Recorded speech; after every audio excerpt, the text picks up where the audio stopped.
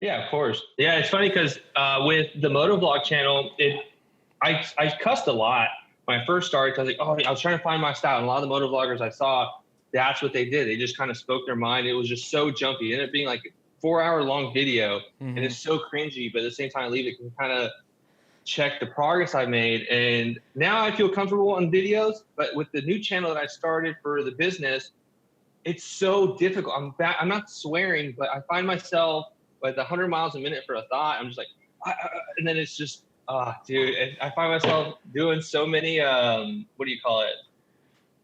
The cuts when I'm editing it. Yeah. I'll say thought 5 times so I mess something up, and I just like when I'm editing it, like why? But I'm trying to get back to that fluidity and just kind of calmness when I'm making a video, and just because I mean I speak a lot every single day, and Yeah. there's relatively cohesive and coherent thoughts. But when it comes time to do these videos, it's like, I think I'm trying to sound too smart. I'm trying to sound too technical. I see these tech reviews and like these business pages, and they're so well thought out. But I think that just comes over time, and Yeah. that's what I'm Yeah. trying to get quick. But I just gotta let it flow. Yeah. Your first motovlogs, I mean, were they quick or were they like what you're trying to do with the tech views where it's just like, crap. And then, It was pretty much just word vomit. Like, because okay. again, I wanted to, I think, I can't remember who I first started watching, but it was a lot of the supermoto guys. And they would be talking about the most random things like, oh, I'm hungry. Let me go eat. And then it's just like, oh, dude, that dude's an idiot driving. And then it's like, oh, I haven't done this in a while. It's just jumping so many spots. Yeah. And I hate it, but Yeah. Yeah, so do you what I like need to to learn. you just word vomit then. You're like me. So that's why I created a podcast so I could just word vomit. Yeah. I mean, because that's Yeah. what people come here for, I guess. It's just the brain. Yeah. Um, Yeah. Gotta think at it. He's like me. He's like me. so you have that second channel though. I saw that. I saw your update video, Uh and, huh. and you have the update video, and then I went to your actual other channel, and then I saw that you started it. So you want to do tech reviews and stuff too on the side, or do you want to do that? It kind of like that. It just pretty much that's how the motovlog started, was similar, where I was doing stuff to my bike I want to learn about. I want to do some product reviews, but all the ones I came across was the seasoned rider who used to ride dirt bikes since he was 3. He knows everything about motorcycles, and then it's like, hey, let's install this motor.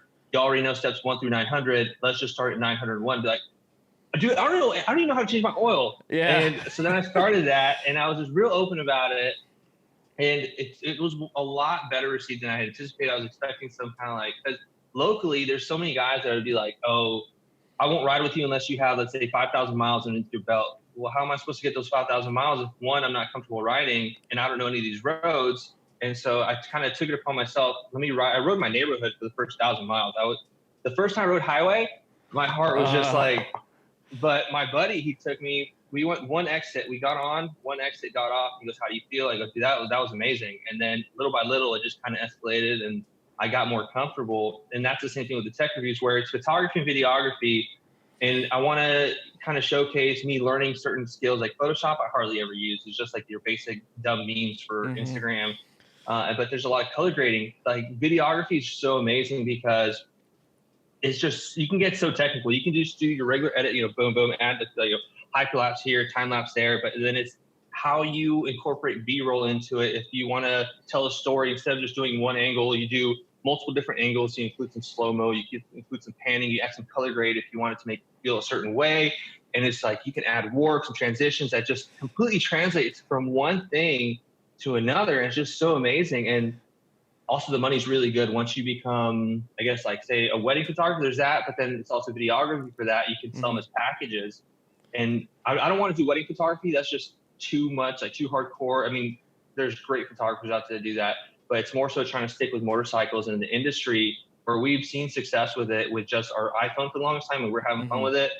And it's like, hey, let's see if we can turn this into a business and also do locally, and then make that our full-time career. I think that would be really cool. It's just, we just started. So I gave myself a 3-year plan, a 5-year plan. And then if I ain't doing it for 5 years, woo, I'm Awesome, whooping dude. my own butt. Yeah. That's So that's awesome. So I mean, you're in the motorcycling just because you just like to ride, and then you're real passionate though. What it sounds like. So I see the smile in your eyes, man. It's the photography and videography and all the yeah, technical details about that.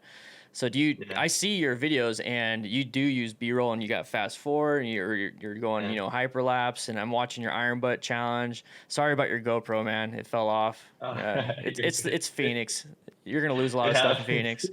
Phoenix. But I see how you're using I was entertained the whole time. It was an 8.5 minute Mhm. video, and it jumped, but it had music with it. Like you're getting all the different senses. Is that what you like really like to focus on? Is that what you like?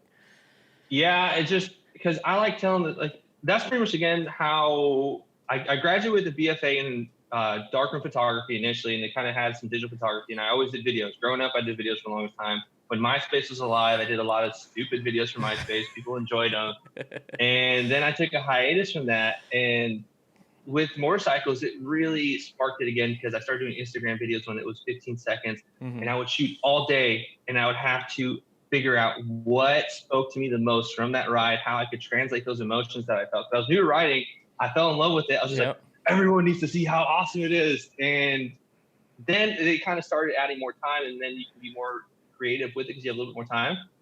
But yeah, if I could do it every day for a living, again, it's also really demanding in a sense because the turnaround time, especially nowadays, it's also helpful if you do a short turnaround time. Like let's say you go out and do photography for this venue. Boom. Hey, I can do this much money for this many shots.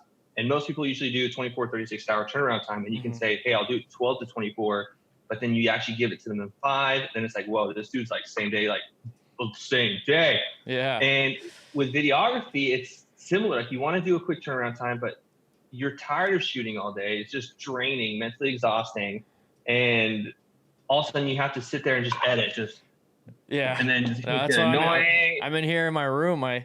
Yeah, I know what you mean by that, dude.